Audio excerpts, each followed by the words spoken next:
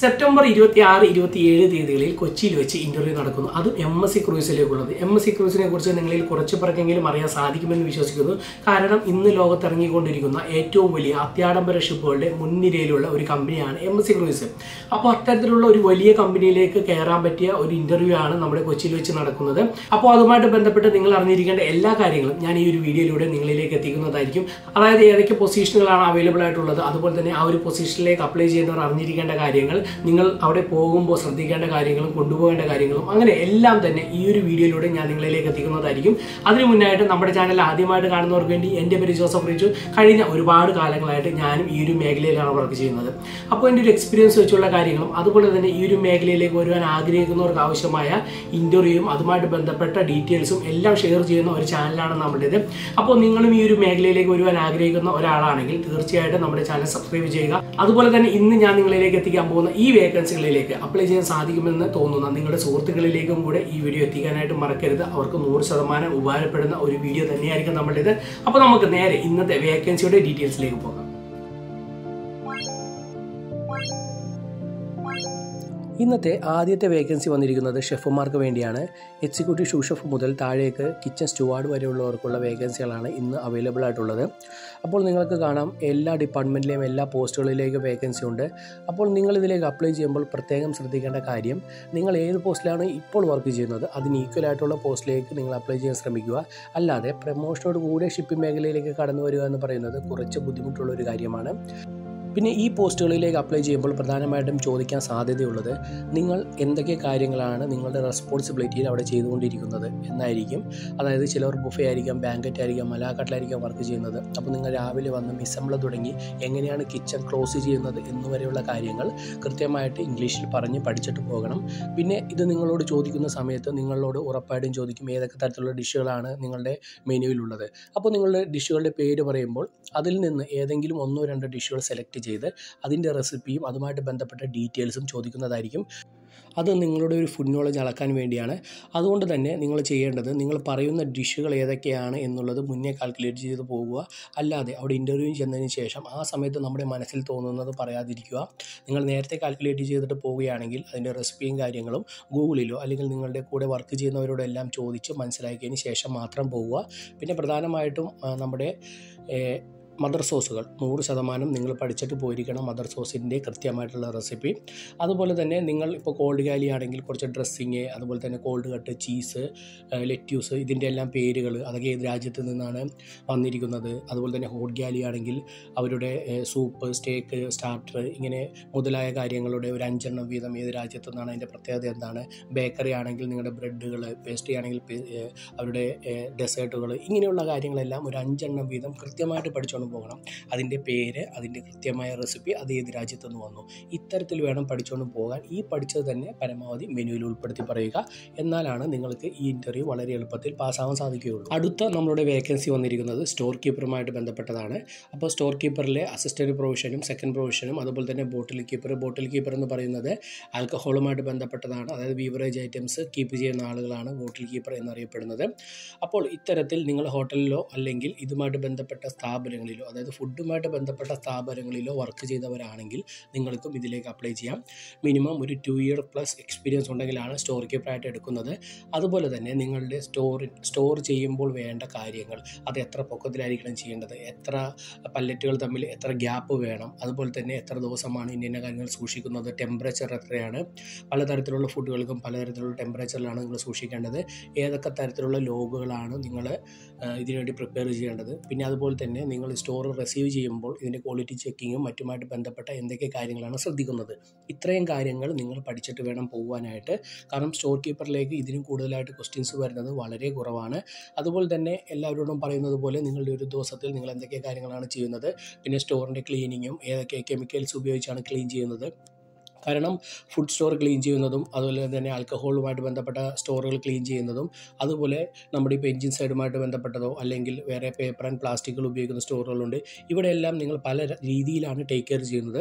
അപ്പോൾ അതുകൂടെ ഒന്നും മനസ്സിൽ പറഞ്ഞ് പഠിച്ചിട്ടും പോവുക. പരമാവധി മനസ്സിൽ പറഞ്ഞല്ല, എഴുതി തന്നെ പഠിച്ചിട്ട് പോകാൻ സാധിക്കുമെങ്കിൽ വളരെ നല്ലതാണ്, അതും ഇംഗ്ലീഷിൽ തന്നെ. അപ്പോൾ നിങ്ങൾക്ക് തന്നെ 1-2 പ്രാവശ്യം വായിക്കുമ്പോൾ അതിലുള്ള തെറ്റുകൾ മനസ്സിലാക്കാൻ സാധിക്കും. അപ്പോൾ ഇത്തരത്തിൽ നിങ്ങളൊന്ന് പഠിച്ചിട്ട് പോവുകയാണെങ്കിൽ വളരെ എളുപ്പത്തിൽ തന്നെ സ്റ്റോർ കീപ്പറായിട്ട് നിങ്ങൾക്ക് നിങ്ങൾക്ക് ഒരു ഇൻ്റർവ്യൂ സെലക്ഷൻ കിട്ടുന്നതായിരിക്കും. അടുത്ത നമ്മുടെ വേക്കൻസി വന്നിരിക്കുന്നത് ബാർ ഡിപ്പാർട്ട്മെൻറ്റിലേക്കാണ്. ഈ 2 പോസ്റ്റിലേക്കും അപ്ലൈ ചെയ്യണമെങ്കിൽ ഇത് രണ്ടും അത്ര ചെറിയ പോസ്റ്റല്ല, ഒരു ഹയർ പൊസിഷൻ തന്നെയാണ്. അതുകൊണ്ട് തന്നെ തീർച്ചയായിട്ടും 2 വർഷമോ അതിൽ കൂടുതലുമൊക്കെ ഇതേ സെയിം പൊസിഷനിൽ നിങ്ങൾ വർക്ക് ചെയ്യുന്നവരാണെങ്കിലാണ് ഇതിലേക്ക് അപ്ലൈ ചെയ്യാൻ സാധിക്കുന്നത്. അതുപോലെ തന്നെ ഇതിലേക്ക് അപ്ലൈ ചെയ്യുമ്പോൾ തീർച്ചയായിട്ടും ഒരുപാട് ലിക്കറുകളുടെ പേരും അതുപോലെ തന്നെ വൈനുകളുടെ പേരും അതിൻ്റെ സ്പെഷ്യാലിറ്റിയും അതുപോലെ തന്നെ അതിൻ്റെ രാജ്യവും ഇങ്ങനെയുള്ള എല്ലാ കാര്യങ്ങളും അറിഞ്ഞിരിക്കണം. അതിനെല്ലാം ഉപരി ഇതുമായിട്ട് ബന്ധപ്പെട്ട നിങ്ങളുടെ എന്തെങ്കിലും വീഡിയോസ്, ഇപ്പോൾ ബാർടെൻഡർ ആണെങ്കിൽ നിങ്ങൾക്ക് ജഗ്ലിങ്ങോ മറ്റു കാര്യങ്ങളെല്ലാം അറിയാമെങ്കിൽ, അല്ലെങ്കിൽ നിങ്ങൾ ലൈവായിട്ട് ഇങ്ങനെയുള്ള കാര്യങ്ങളെല്ലാം ചെയ്യാറുണ്ടെങ്കിൽ അതുമായിട്ട് ബന്ധപ്പെട്ട വീഡിയോസോ ഫോട്ടോസോ ഉണ്ടെങ്കിൽ അതും നിങ്ങളുടെ കൈകളിൽ കരുതാൻ സാധിക്കുന്നതാണ്. കാരണം അത്തരത്തിൽ കുറച്ച് ഷോ ഓഫ് ആയിട്ടുള്ള ആളുകൾക്ക്, അതായത് ബാർടെൻഡർമാർ വളരെ ആക്റ്റീവായിട്ടുള്ള ഗസ്റ്റുമായിട്ട് നന്നായിട്ട് ഇൻട്രാക്ട് ചെയ്യുന്ന ഇത്തരത്തിലുള്ള ആളുകളാണ് എന്ന് നിങ്ങൾ തെളിയിച്ചു കഴിഞ്ഞാൽ ഈ ഒരു മേഖലയിലേക്ക് കിട്ടുവാനായിട്ട് ഏറ്റവും നല്ല മാർഗം അത് തന്നെയായിരിക്കും. അപ്പോൾ തീർച്ചയായിട്ടും അങ്ങനെയുള്ള കാര്യങ്ങൾ കൂടെ നിങ്ങളുടെ കൈകളിൽ കരുതുക.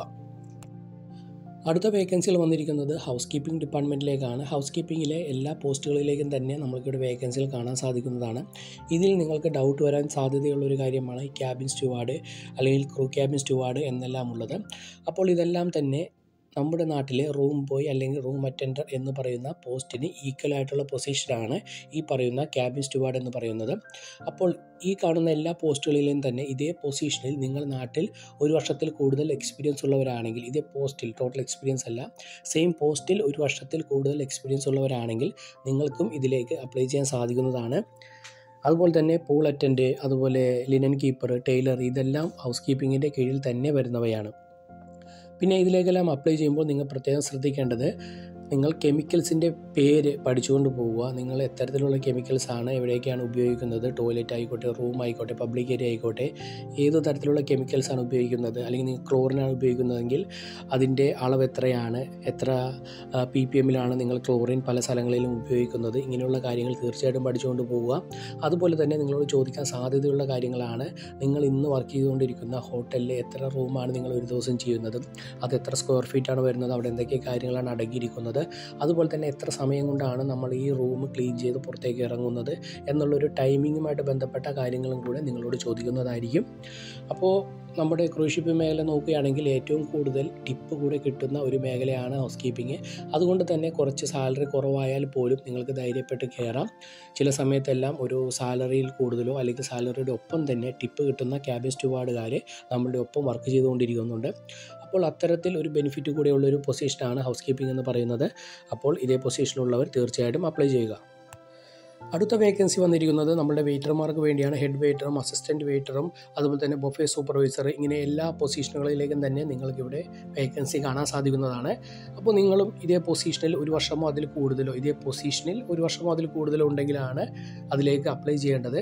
അപ്പോൾ നിങ്ങളോട് ചോദിക്കാൻ സാധ്യതയുള്ളത്, നിങ്ങളുടെ ഇപ്പോൾ ബൊഫേ വർക്ക് ചെയ്യുന്നവരായിക്കോട്ടെ, അലാക്കാർഡിൽ വർക്ക് ചെയ്യുന്നവരായിക്കോട്ടെ, അവിടെ നിങ്ങൾ ചെയ്യുന്ന സെറ്റിങ്സ് എന്തൊക്കെയാണ്, ഗസ്റ്റിന് വേണ്ടി നിങ്ങളുടെ സൈഡിൽ നിന്ന് ചെയ്യുന്ന അക്കമ്പനിമെൻറ്റ്സും മറ്റു കാര്യങ്ങളും എന്തൊക്കെയാണ് നിങ്ങൾ അറേഞ്ച് ചെയ്യുന്നത്, അതുപോലെ തന്നെ എത്തരത്തിലുള്ള കട്ട്ലറീസാണ് ഉപയോഗിക്കുന്നത്, അതിപ്പോൾ ബ്രേക്ക്ഫാസ്റ്റ്, ലഞ്ച്, ഡിന്നർ എല്ലാം ഡിഫറൻ്റ് ആയിട്ടാണ് ഉപയോഗിക്കുന്നത് എന്നുള്ളത് ഈ ഒരു മേഖലയിൽ വർക്ക് ചെയ്യുന്നവർക്ക് തീർച്ചയായിട്ടും അറിയാൻ സാധിക്കുന്ന കാര്യമാണ്. കാരണം അതനുസരിച്ച് നമ്മൾ ടേബിൾ സെറ്റിങ്ങോ അല്ലെങ്കിൽ ബൊഫേ സെറ്റിങ്ങോ മാറ്റിക്കൊണ്ടിരിക്കും. അത് എന്തൊക്കെ കാര്യങ്ങളാണ് നിങ്ങൾ ചെയ്യുന്നത്. അതുപോലെ തന്നെ നിങ്ങൾക്ക് കുറച്ച് ഫുഡ് നോളജ് കൂടി ആവശ്യമാണ്. കാരണം നിങ്ങൾ ഗസ്റ്റിന് സജസ്റ്റ് ചെയ്യുന്ന ഫുഡുകൾ ഏതൊക്കെയാണ്, അല്ലെങ്കിൽ നിങ്ങൾ ഫേവറേറ്റ് ആയിട്ട് എപ്പോഴും പറയുന്ന കാര്യങ്ങൾ ഏതൊക്കെയാണ് എന്നുള്ള രീതിയിൽ കൂടെ കാര്യങ്ങൾ ചോദിക്കാൻ ചാൻസ് ഉണ്ട്. അതുകൊണ്ട് തന്നെ ഫുഡ് നോളജ് എന്ന് പറയുന്നത് റെസിപ്പി അല്ല, പക്ഷേ ഏതെങ്കിലും ഒരു ഫുഡും അതിൻ്റെ ഒരു സ്പെഷ്യലായിട്ടുള്ള കാര്യം ഏതാണ്, അല്ലെങ്കിൽ അത് ഏത് രാജ്യത്ത് നിന്നുള്ളതാണ്, ഇങ്ങനെയുള്ള കാര്യങ്ങൾ കൂടെ നിങ്ങൾ പഠിച്ചിട്ട് പോകണം. പിന്നെ വൈനുകളുടെ പേര് തീർച്ചയായിട്ടും പഠിക്കുക. അതുപോലെ തന്നെ നിങ്ങൾ അവിടെ കൊടുക്കുന്ന ചില സോസുകളുണ്ട്, അതിപ്പോൾ കിച്ചണിൽ നിന്ന് മേടിക്കുന്ന സോസുകളുമുണ്ട്. അതുപോലെ തന്നെ റെഡിമെയ്ഡായിട്ട് നിങ്ങൾ ഉപയോഗിക്കുന്നതുകൊണ്ട്, ഇപ്പോൾ സ്റ്റേക്ക് ആണെങ്കിലോ അല്ലെങ്കിൽ ബ്രേക്ക്ഫാസ്റ്റിനാണെങ്കിലോ പല കാര്യങ്ങൾക്കും നിങ്ങൾ റെഡിമെയ്ഡായിട്ട് ഉപയോഗിക്കുന്ന സോസുകളും മറ്റു കാര്യങ്ങളും ഏതൊക്കെയാണ്, ഇതിൻ്റെ പേരുകളും അതുമായിട്ട് ബന്ധപ്പെട്ട കാര്യങ്ങളും തീർച്ചയായിട്ടും നിങ്ങൾ പഠിച്ചുകൊണ്ട് പോകേണ്ടതാണ്. പിന്നെ ഈ വെയിറ്ററായിട്ടൊക്കെ വർക്ക് ചെയ്യുന്നവർക്ക് ലാംഗ്വേജ് വളരെ ഇമ്പോർട്ടൻ്റ് ആയിട്ടുള്ളൊരു കാര്യമാണ്. അതുകൊണ്ട് ഈ കാര്യങ്ങളെല്ലാം തന്നെ നന്നായി ഇംഗ്ലീഷിൽ നിങ്ങൾ പറഞ്ഞ് പഠിച്ചിട്ട് പോയാൽ മാത്രമാണ് നിങ്ങൾക്ക് ഈ ഒരു ഇൻ്റർവ്യൂ വളരെ ഈസി ആയിട്ട് പങ്കെടുത്ത് വിജയിക്കാൻ സാധിക്കുകയുള്ളൂ. അതുപോലെ തന്നെ നിങ്ങളുടെ ഒരു പേഴ്സണൽ അപ്പിയറും എങ്ങനെയാണ് എന്നുള്ളത് തീർച്ചയായിട്ടും അവർ വിലയിരുത്തുന്നതായിരിക്കും. അപ്പോൾ അത്തരത്തിലുള്ള കാര്യങ്ങൾ കൂടെ നിങ്ങൾ ശ്രദ്ധിക്കേണ്ടതാണ്. അടുത്ത വേക്കൻസി വന്നിരിക്കുന്നത് ഫോട്ടോഗ്രാഫറിനും അതുപോലെ തന്നെ കാസിനോയിൽ വർക്ക് ചെയ്യുന്നവർക്കും വേണ്ടിയാണ്. അപ്പോൾ കാസിനോയിൽ വർക്ക് ചെയ്യുന്നവരാണെങ്കിൽ തീർച്ചയായിട്ടും നിങ്ങളുടെ എക്സ്പീരിയൻസും കാര്യങ്ങളുമാണ് നിങ്ങളവിടെ ഷെയർ ചെയ്യേണ്ടത്. പിന്നെ ഫോട്ടോഗ്രാഫറായിട്ട് പോകാൻ ആഗ്രഹിക്കുന്നവർ നിങ്ങളുടെ പഠിച്ച സർട്ടിഫിക്കറ്റ്, അതായത് ഇതുമായിട്ട് ബന്ധപ്പെട്ട ഏതെങ്കിലും തരത്തിലുള്ള ഒരു കോഴ്സ് പഠിച്ചിട്ടുണ്ട് എന്നതുമായിട്ട് ബന്ധപ്പെട്ട സർട്ടിഫിക്കറ്റ് തീർച്ചയായിട്ടും കൊണ്ടുപോകുക. അതുപോലെ തന്നെ നിങ്ങൾ ഫ്രീലാൻസ് ആയിട്ടാണ് വർക്ക് ചെയ്യുന്നതെങ്കിൽ നിങ്ങളുടെ ഇതുവരെയുള്ള വർക്കുമായിട്ട് ബന്ധപ്പെട്ട ഡിജിറ്റലായിട്ടുള്ള എവിഡൻസും നിങ്ങൾക്ക് കൊണ്ടുപോകുന്നതാണ്. അതായത് ഇപ്പോൾ റോ ആയിട്ടുള്ള ഇമേജും എഡിറ്റഡ് ആയിട്ടുള്ളതും അതിപ്പോൾ വീഡിയോ ആയിക്കോട്ടെ ഫോട്ടോ ആയിക്കോട്ടെ രണ്ട് തരത്തിലുള്ളതും നിങ്ങളുടെ കൈകളിൽ കരുതുന്നത് നിങ്ങൾക്ക് വളരെ നല്ലതായിരിക്കും. ചില സാഹചര്യങ്ങളിൽ നിങ്ങൾക്ക് സംസാരിച്ചുകൊണ്ടിരിക്കുമ്പോൾ നിങ്ങളുടെ കഴിവ് നിങ്ങൾക്ക് പറഞ്ഞ് മനസ്സിലാക്കാൻ പറ്റിയില്ലെങ്കിൽ ഇത്തരത്തിൽ നിങ്ങളുടെ കയ്യിലുള്ള തെളിവുകൾ നിങ്ങൾക്ക് കാണിക്കാൻ സാധിക്കുന്നതാണ്. അപ്പോൾ നിങ്ങൾ പ്രത്യേകം ശ്രദ്ധിക്കേണ്ടത്, നിങ്ങൾ ഡിവൈസ് കൊണ്ടുപോവുകയാണെങ്കിൽ അല്ലെങ്കിൽ അതിൻ്റെ പ്രിൻ്റാണ് കൊണ്ടുപോകുന്നതെങ്കിൽ പെട്ടെന്ന് എടുക്കാൻ ഭാഗത്തിന് വെക്കുക. നിങ്ങൾ ഏതെങ്കിലും ഡിവൈസാണ് അവരെ കാണിക്കുന്നതെങ്കിൽ തീർച്ചയായിട്ടും ആ ഒരു ഫോൾഡറോ അല്ലെങ്കിൽ ആ ഒരു സെക്ഷനോ നിങ്ങൾ ഓപ്പൺ ചെയ്ത് വെക്കുക, അല്ലെങ്കിൽ അവരുടെ മുന്നിൽ വെച്ച് അത് ഓപ്പൺ ചെയ്യുക, അത് പിന്നെ എടുത്തു കൊടുക്കുക എന്ന് പറയുന്നത് കുറച്ച് അരോചകമായിട്ടുള്ള കാര്യമാണ്. അപ്പോൾ നിങ്ങൾ തീർച്ചയായിട്ടും അത് ശ്രദ്ധിക്കുക. പിന്നെ ഞാൻ പറഞ്ഞതുപോലെ തന്നെ നേരത്തെ പറഞ്ഞതുപോലെ ഒരു 1-2 വർഷമൊക്കെ എക്സ്പീരിയൻസ് ഉള്ളവർക്ക് തീർച്ചയായിട്ടും ഇതിലേക്ക് അപ്ലൈ ചെയ്യാം. പിന്നെ 21 വയസ്സ് തികഞ്ഞിരിക്കണം ഇതിലേക്ക് അപ്ലൈ ചെയ്യണമെങ്കിൽ. അല്ലാത്ത പക്ഷം നിങ്ങൾക്ക് ഇതിലേക്കൊരു സെലക്ഷൻ കിട്ടാനുള്ള ചാൻസ് ഇല്ല. അടുത്ത വേക്കൻസി വന്നിരിക്കുന്നത് സ്പെഷ്യാലിറ്റി അല്ലെങ്കിൽ ഫൈൻ ഡൈനിങ് റെസ്റ്റോറൻറ്റുകളിൽ വർക്ക് ചെയ്യുന്നവർക്കുള്ളതാണ്. ഇപ്പോൾ നാട്ടിലാണെങ്കിൽ 5 സ്റ്റാർ ഹോട്ടലുകളിൽ വർക്ക് ചെയ്യുന്നവർക്ക് മാത്രമാണ് ഇതിലേക്ക് അപ്ലൈ ചെയ്യാൻ സാധിക്കുന്നത്. കാരണം അവിടെ മാത്രമാണ് ഒരു ഫൈൻ ഡൈനിങ് ക്ലാസ്സിലുള്ള റെസ്റ്റോറൻറ്റുകൾ ഇന്ന് നിലവിലുള്ളത്. അല്ലാത്ത പക്ഷം നിങ്ങൾ ദുബായിലോ അല്ലെങ്കിൽ മറ്റു രാജ്യങ്ങളിലെല്ലാം ഇതേപോലെ ഫൈൻ ഡൈനിങ് റെസ്റ്റോറൻറ്റുകളിലോ അല്ലെങ്കിൽ ഫൈൻ ഡൈനിങ് റിസോർട്ടുകളിലോ എല്ലാം വർക്ക് ചെയ്തിട്ടുണ്ടെങ്കിൽ നിങ്ങൾക്ക് ഇതിലേക്ക് അപ്ലൈ ചെയ്യാൻ സാധിക്കുന്നതാണ്. അപ്പോൾ നിങ്ങളോട് ഇതെല്ലാം ചോദിക്കുമ്പോൾ തീർച്ചയായിട്ടും നിങ്ങളുടെ പഴയ ഫോട്ടോസ്, ഇതുമായിട്ട് ബന്ധപ്പെട്ട എന്തെങ്കിലുമൊക്കെ ഡോക്യുമെൻറ്റ്സ് ഉണ്ടെങ്കിൽ 100% കൊണ്ടുപോകുക. കാരണം പ്രസൻറ്റേഷനും മറ്റു കാര്യങ്ങളും വളരെ ഇമ്പോർട്ടൻ്റ് ആയിട്ടുള്ള ഒരു സെക്ഷൻ തന്നെയാണ് ഫൈൻ ഡൈനിങ്. അപ്പോൾ അത് എങ്ങനെയാണ് നിങ്ങളവിടെ ചെയ്തുകൊണ്ടിരുന്നത് എന്നുള്ളത് നിങ്ങൾക്ക് അവരെ കാണിക്കാൻ സാധിക്കുമെങ്കിൽ വളരെ ഉപകാരമായിരിക്കും. അതുപോലെ തന്നെ നേരത്തെ പറഞ്ഞതുപോലെ 21 വയസ്സും 2 വർഷമൊക്കെ എക്സ്പീരിയൻസ് ഉണ്ടെങ്കിലാണ് നമ്മൾക്കും ഇതിലേക്ക് അപ്ലൈ ചെയ്യാൻ സാധിക്കുന്നത്. അടുത്ത നമ്മുടെ വേക്കൻസി വന്നിരിക്കുന്നത് ഡെക്ക് ആൻഡ് എഞ്ചിൻ ഡിപ്പാർട്ട്മെൻറ്റിലേക്കുള്ളവർക്കാണ്. ഇതിൻ്റെ ഒരു പ്രത്യേകത എന്ന് പറയുന്നത്, ഇത്രയും നേരം ഞാൻ പറഞ്ഞുകൊണ്ടിരുന്നത് നാട്ടിലോ അല്ലെങ്കിൽ ഇതുമായിട്ട് ബന്ധപ്പെട്ട സ്ഥാപനങ്ങളിലോ എക്സ്പീരിയൻസ് ഉള്ളവർക്ക് അപ്ലൈ ചെയ്യാമെന്നാണെങ്കിൽ ഇതിലേക്ക് വരുമ്പോൾ അതല്ല അവസ്ഥ. ഫ്രഷേഴ്സ് ആയിട്ടുള്ളവർക്ക് അപ്ലൈ ചെയ്യാൻ സാധിക്കില്ല. പകരം ഇതേ മേഖലയിൽ അല്ലെങ്കിൽ ഇതേ പൊസിഷനുകളിൽ മറ്റേതെങ്കിലും ഷിപ്പുകളിലോ മറ്റുമോ, അതായത് ക്രൂസ് ഷിപ്പ് അല്ലാതെയുള്ള ഏതെങ്കിലും ഓഫ് റോഡ് ഷിപ്പുകളിലോ മറ്റുമോ വർക്ക് ചെയ്തവർക്കാണ് ഇതിലേക്ക് അപ്ലൈ ചെയ്യാൻ സാധിക്കുന്നത്. അപ്പോൾ അത്തരത്തിലുള്ളവർ തീർച്ചയായിട്ടും അപ്ലൈ ചെയ്യുക. നിങ്ങളുടെ സീമാൻസ് ബുക്കും അതുപോലെയുള്ള ഇതുമായിട്ട് ബന്ധപ്പെട്ട ട്രെയിനിങ് സർട്ടിഫിക്കറ്റുകൾ, അതായത് STCW പോലെയുള്ള ട്രെയിനിങ് സർട്ടിഫിക്കറ്റുകളും നിങ്ങളുടെ കൈകളിൽ കരുതേണ്ടതാണ്. പിന്നെ നിങ്ങൾക്ക് എല്ലാവർക്കും അറിയാം, ഇന്ത്യയിൽ നിന്ന് അപ്ലൈ ചെയ്യണമെങ്കിൽ ഇന്ന് ഇന്ത്യൻ CDC ആണ് കയ്യിൽ വേണ്ടത്. അതുപോലെ തന്നെ 21 വയസ്സും തികഞ്ഞിരിക്കണം. ഇപ്പോൾ പറഞ്ഞതുപോലെ തന്നെയാണ് യാച്ച ക്ലബ്ബിലേക്കും അപ്ലൈ ചെയ്യുമ്പോൾ നിങ്ങൾ ശ്രദ്ധിക്കേണ്ടത്, ഇതേ പൊസിഷനിൽ ഇതുപോലെയുള്ള യാച്ച ക്ലബ്ബുകളിൽ വർക്ക് ചെയ്തവരെയാണ് ഇപ്പോൾ ഹയർ ചെയ്തുകൊണ്ടിരിക്കുന്നത്. അല്ലാതെ ഇതേ പൊസിഷനിൽ വർക്ക് ചെയ്തവരാണെങ്കിൽ ഇതിന് മുന്നേ കണ്ട വേക്കൻസികളിലേക്ക് നിങ്ങൾക്ക് അപ്ലൈ ചെയ്യാൻ സാധിക്കുന്നതാണ്. ഇത്രയൊക്കെയാണ് നമ്മൾക്ക് അവൈലബിൾ ആയിട്ടുള്ള വേക്കൻസീസ് എന്ന് പറയുന്നത്. പിന്നെ ഈ ഒരു വേക്കൻസി ഇൻ്റർവ്യൂവിന് പോകുന്നവർ ഈ അഡ്രസ്സ് തീർച്ചയായിട്ടും നോട്ട് ചെയ്യുക. ഇവിടെയാണ് ഇൻ്റർവ്യൂ നടക്കാൻ പോകുന്നത്. പിന്നെ പ്രത്യേകിച്ച് രജിസ്ട്രേഷൻ്റെ മറ്റും ആവശ്യമില്ല. ആദ്യം ആര് വരുന്നു അവർക്ക് ആദ്യം ഇൻ്റർവ്യൂവിന് പങ്കെടുക്കാം എന്നുള്ളൊരു രീതിയാണ്. അതുകൊണ്ട് തന്നെ എത്ര നേരത്തെ നിങ്ങൾക്ക് അവിടെ ചെല്ലാൻ സാധിക്കുമോ അത്രത്തോളം നേരത്തെ ചെല്ലുക. ഒരുപാട് ക്രൗഡ് ഉണ്ടാവാൻ ചാൻസ് ഉണ്ട്.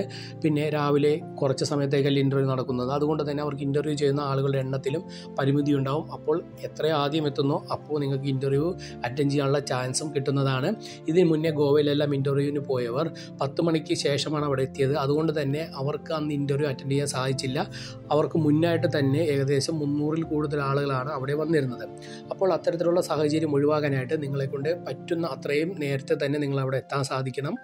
അതുപോലെ തന്നെ നിങ്ങൾക്ക് ഭക്ഷണമോ വെള്ളമോ എല്ലാം കയ്യിൽ കരുതാം. കാരണം നിങ്ങളിപ്പോൾ ക്യൂവിലൊക്കെ ആണെങ്കിൽ അതുമായിട്ട് ബന്ധപ്പെട്ട് നിങ്ങൾക്ക് പുറത്തോട്ടൊന്നും പോകാൻ സാധിക്കില്ല. കേരളത്തിൽ ഇൻ്റർവ്യൂസ് കുറവാണ്. അതുകൊണ്ടാണ് ഞാനിങ്ങനെ പറയുന്നത്. പിന്നെ ഇതുമായിട്ട് ബന്ധപ്പെട്ട ഏത് ഡൗട്ടായാൽ പോലും നിങ്ങൾ നമ്മുടെ കമൻറ്റ് ബോക്സിൽ ചോദിക്കാൻ ഞാൻ അഭ്യർത്ഥിക്കുകയാണ്. കാരണം കഴിഞ്ഞ കുറച്ച് ദിവസങ്ങളിൽ എനിക്ക് ഇൻസ്റ്റഗ്രാമിൽ മെസ്സേജുകളുടെ എണ്ണം ഒരുപാട് വന്നതുകൊണ്ട് എനിക്ക് എല്ലാത്തിനും പേഴ്സണലായിട്ട് റിപ്ലൈ കൊടുക്കാൻ സാധിച്ചിട്ടില്ല. കാരണം ഞാനും വർക്ക് ചെയ്തുകൊണ്ടിരിക്കുന്ന ആളാണ്. അതിൻ്റെതായ കുറച്ച് ബിസിയും കാര്യങ്ങളും ഉള്ളത് കൊണ്ടാണ്. അപ്പോൾ നിങ്ങളെല്ലാവരും കമൻറ്റ് ബോക്സിൽ നിങ്ങളുടെ സംശയങ്ങൾ ചോദിക്കുകയാണെങ്കിൽ 26, 27 ഇൻ്റർവ്യൂ നടക്കുന്നത്. 25-ാം തീയതി അതിനെല്ലാമുള്ള ഒരു ആൻസർ ആയിട്ടുള്ള വീഡിയോ ഞാൻ ചെയ്യുന്നതായിരിക്കും. നിങ്ങളുടെ എല്ലാ ചോദ്യങ്ങൾക്കുള്ള ആൻസർ ഒരു വീഡിയോ രൂപത്തിൽ ഞാൻ നിങ്ങളിലേക്ക് എത്തിക്കുന്നതായിരിക്കും. അതുപോലെ തന്നെ ഇന്ന് നമ്മൾ ഷെയർ ചെയ്ത ഒരുപാട് വേക്കൻസികളുണ്ട്. ഈ വേക്കൻസികൾ കാത്തിരിക്കുന്ന ഒരുപാട് പേരും നമുക്ക് ചുറ്റുമുണ്ട്. തീർച്ചയായിട്ടും നിങ്ങളുടെ കൂടെ വർക്ക് ചെയ്യുന്നവരിലേക്കും അല്ലെങ്കിൽ നിങ്ങൾക്കറിയാവുന്നവരിലേക്കും ഇത് എത്തിക്കുക. ഇത് നമ്മുടെ വീഡിയോ ആയിട്ടോ അല്ലെങ്കിൽ ഇതിൻ്റെ സ്ക്രീൻഷോട്ടായിട്ടോ അത് നിങ്ങൾക്ക് ഇഷ്ടമുള്ള ഏത് മാർഗ്ഗത്തിലൂടെയും അവരിലേക്ക് എത്തിക്കുക എന്നുള്ളതാണ് ഇമ്പോർട്ടൻറ്റ്. അത് തീർച്ചയായിട്ടും ചെയ്യാൻ ശ്രമിക്കുക. അപ്പോൾ ഇതുപോലെയുള്ള വീഡിയോസുമായിട്ട് നമുക്ക് വീണ്ടും വരാം. എന്ന് മാത്രമല്ല, നിങ്ങൾ ചോദിക്കുന്ന എല്ലാ കമൻറ്റുകൾക്കുള്ള ഉത്തരവുമായിട്ട് ഈ ഇൻ്റർവ്യൂ നടക്കുന്നതിന് തൊട്ട് മുന്നത്തെ ദിവസം ഞാൻ വീഡിയോ അപ്ലോഡ് ചെയ്യുന്നതായിരിക്കും. അതുവരെ എല്ലാവർക്കും ബൈ.